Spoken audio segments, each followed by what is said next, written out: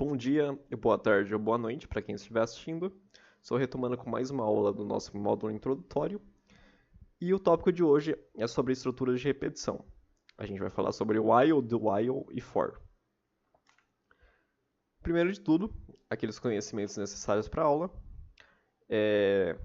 Além de tudo que a gente viu até agora, é importante que você tenha bem definido na sua mente o que é um incremento e um decremento de uma variável e você saber utilizar bem os operadores de atribuição e os operadores relacionais. Acredito que sejam esses os tópicos principais. Acho que se você entendeu bem a ideia das estruturas condicionais, as estruturas de repetição não ficam tão longe assim.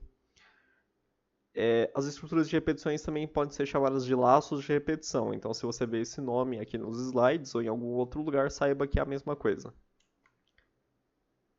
Qual que é a ideia? Qual que é o problema que as estruturas de repetição resolvem? Até o presente momento, a gente escreveu um código que executava uma única vez, seja ele inteiro ou seja alguma linha de código. Alguma etapa do código era executada uma única vez. Por exemplo, aqui no caso ao lado, eu tenho o if-else que poderia ou entrar no if ou poderia entrar no else.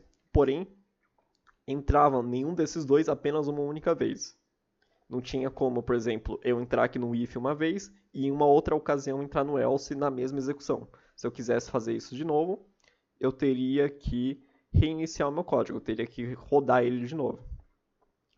Vamos supor, por exemplo, que eu tenho uma situação em que eu quero digitar vários valores, por exemplo, preço, o tanto que eu ganhei de dinheiro em um dia, e que esses valores fossem somados em uma variável chamada total. Como é que eu faria isso atualmente? Muito provavelmente eu teria que ficar declarando 300 mil variáveis, sendo que não haveria muita necessidade.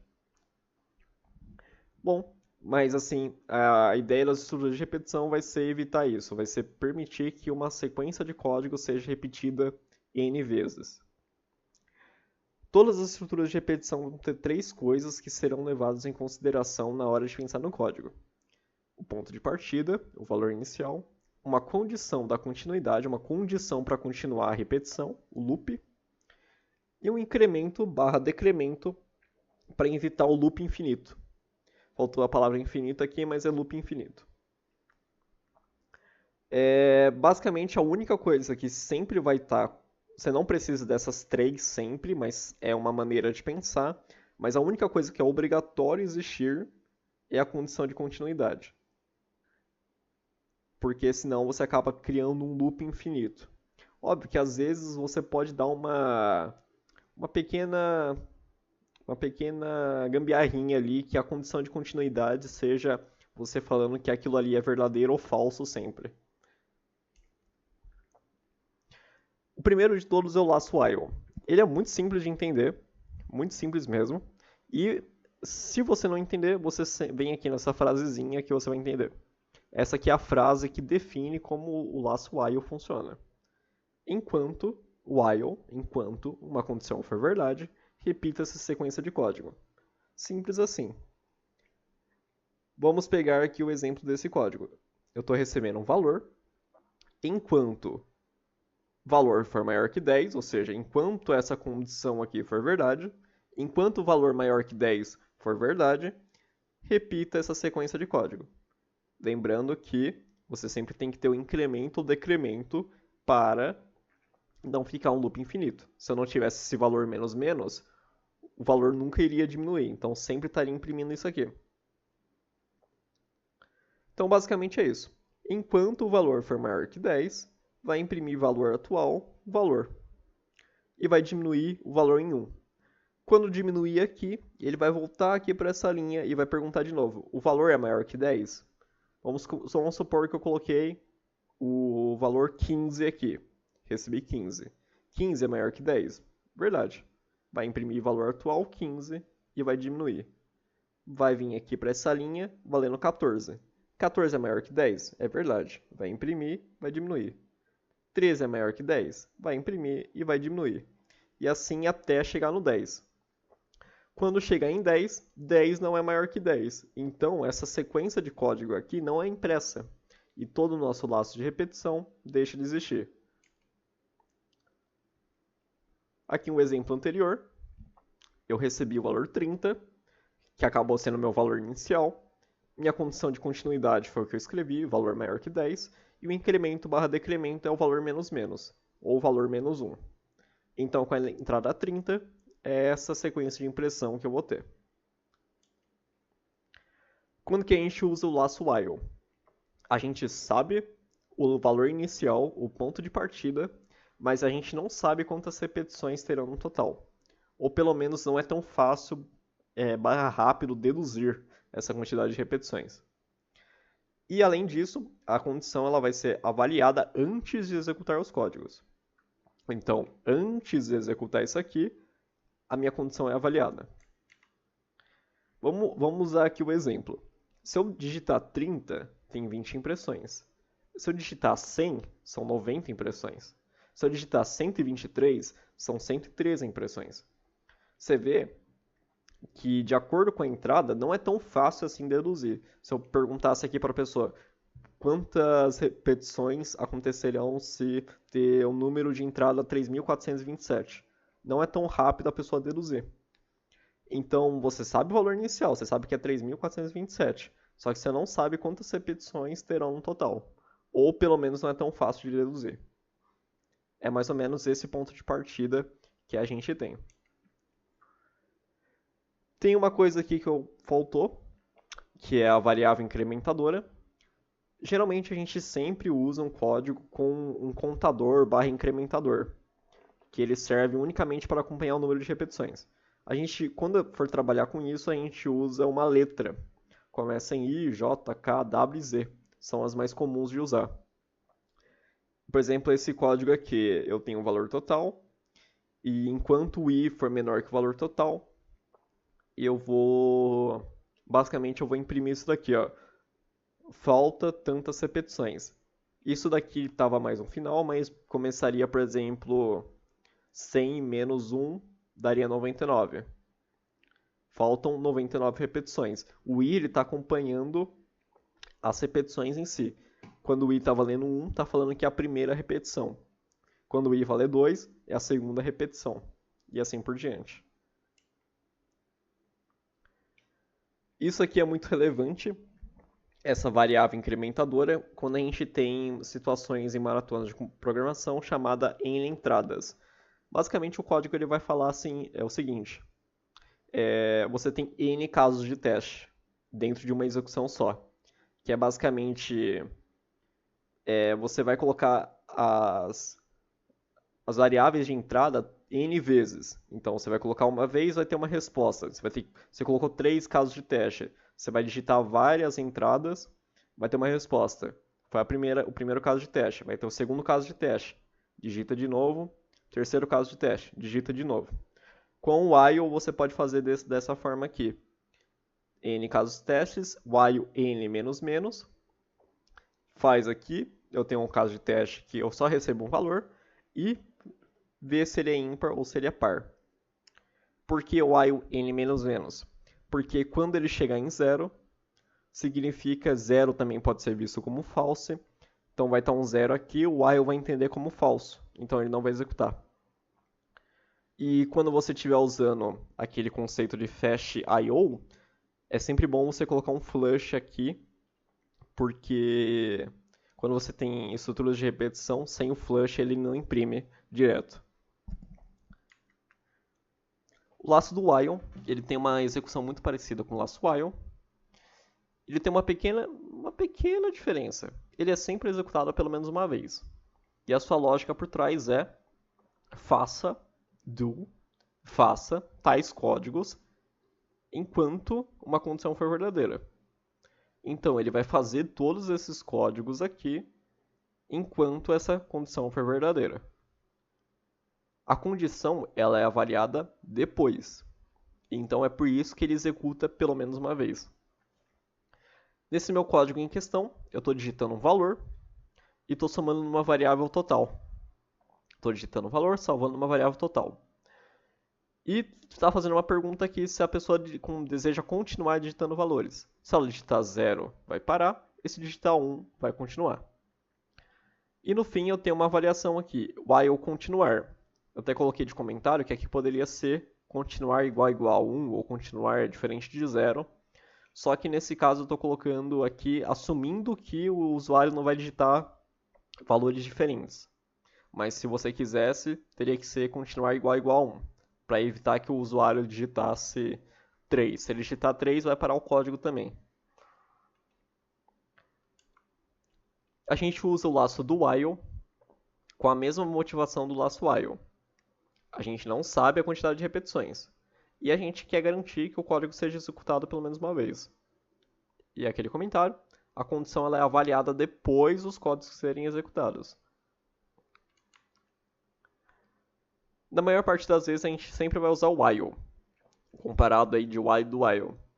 E os usos geralmente são fazer um loop simples até uma condição ser falsa, ler as entradas até acabar as entradas, que é end of files. Aqui é um conceito um pouquinho mais avançado de busca em largura e busca em profundidade. Isso aqui é usado em algoritmos de grafos. E códigos que usam uma lógica de acumulação. Por exemplo, você ficar somando em uma variável total. E por fim, a gente tem a nossa terceira estrutura de repetição mais comum, que é o laço for. A sua ideia de pensar um pouquinho mais diferente dos três, e geralmente é que o pessoal demora um pouquinho mais para pegar. Mas a frase que motiva ele é para, for, um iterador começado em um valor inicial. Enquanto uma condição for verdadeira, faça tais códigos e incremente ou decremente o iterador.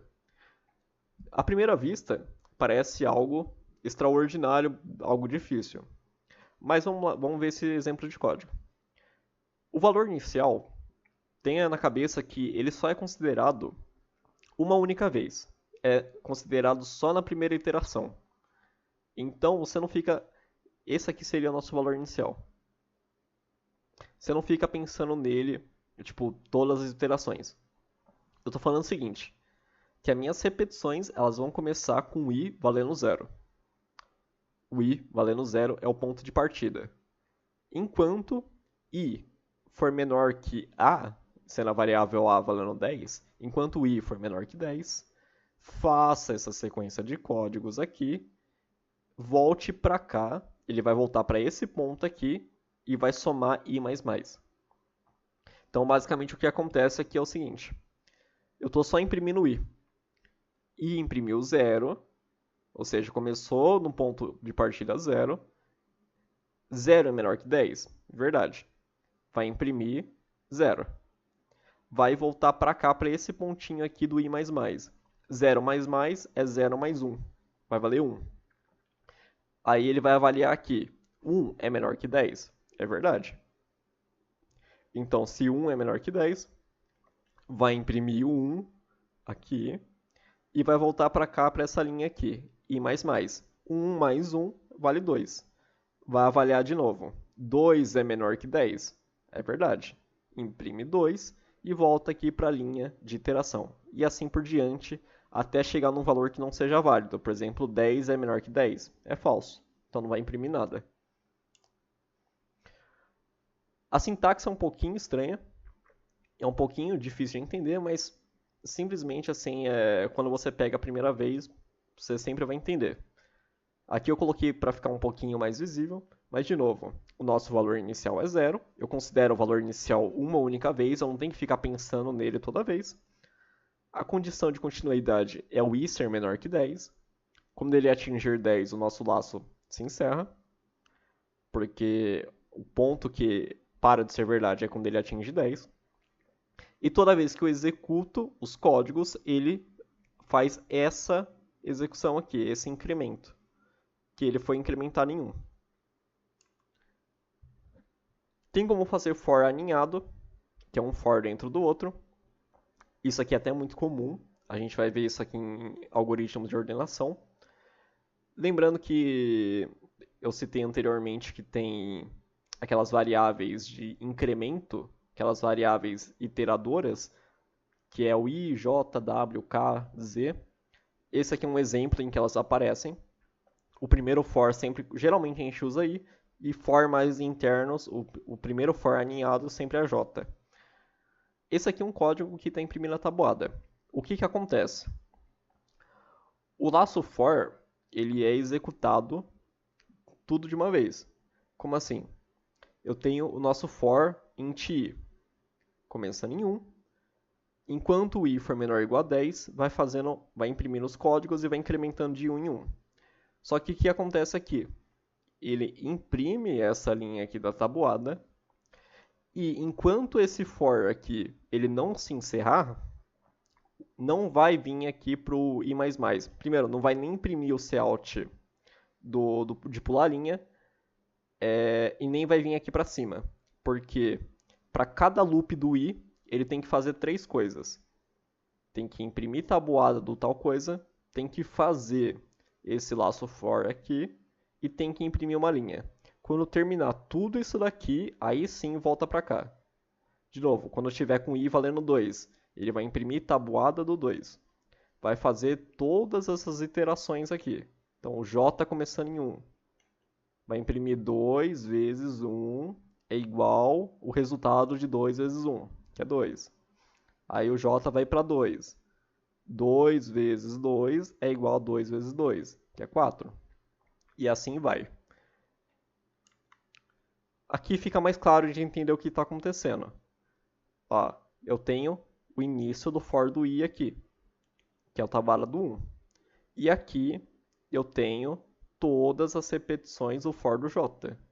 Veja que o j seria essa linha aqui, ó, esse valorzinho aqui. Começou em 1, começou em 2, começou em 3, começou em 4, 5, 6, 7, 8, 9, 10. Quando o laço do for de j acabou, pulou uma linha e voltou lá para cima no for do i. Voltou aqui para essa linha. E aí o i está passando a valer 2. Tabuada do 2, imprimiu. E começa de novo o for do j. Lembrando que eu sempre leio o valor inicial a primeira vez. Então, o j começa no 1, 2, 3, 4, 5, 6, 7, 8, 9, 10. Aqui é o nosso for do j sendo repetido de novo. E, por fim, pula uma linha de novo. Isso aqui vai se repetir e agora vai voltar aqui para cima com o i valendo 3. Vai imprimir tabuado do 3, vai repetir isso daqui. A gente usa o for quando a gente quer um controle mais fino da nossa estrutura de repetição. A gente geralmente sabe o ponto inicial, sabe quantas repetições, e a gente ainda por cima quer controlar meio que a velocidade, o jeito de avançar as repetições. Como assim a velocidade? Aqui não precisa ir de 1 em 1. Eu poderia aumentar de 2 em 2, 3 em 3, 4 em 4, dividir do jeito que eu bem entender. Então é por isso que a gente tem esse controle de repetições. Isso aqui será um tópico muito importante para vetores e matrizes. De estrutura de repetição, faltou falar só sobre essas cláusulas aqui, que é o break e o continue. O break ele é usado quando a gente quer encerrar aquela estrutura de repetição em questão. E o continue é quando a gente quer que o nosso código vá para a próxima iteração e tudo que estiver abaixo, que ainda não foi concluído, não seja feito. Vamos usar o break de exemplo.